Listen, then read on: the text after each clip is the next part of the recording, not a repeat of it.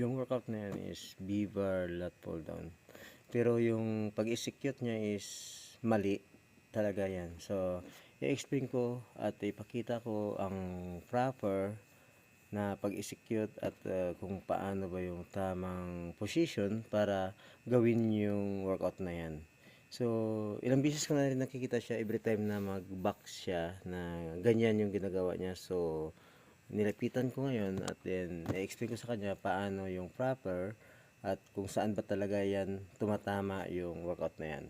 So yan, nakikita nyo na ginagawa ko sa kanya na ina-explain ko at ako na mismo yung gumawa para makita niya kung paano ko ba gawin, paano ba yung proper na position at execution at makikita niyo naman sa mga muscle kung saan talaga fully hit yung workout na yan. So dahil sa medyo na nakakausap ko na siya every time na nag-gym kami.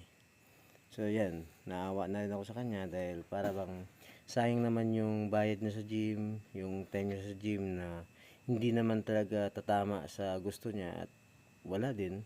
Saka sayang din dahil baka mamaya ma-injury pa siya. So tinulungan ko na lang, binigyan ko siya ng instruction paano gagawin at kung paano ba yung proper na position at execution at sa ganun magawa niya ng maayos. So guys, nakikita niyo naman mga video na at kung paano ba execute kung gusto niyo yung gawin or gayahin.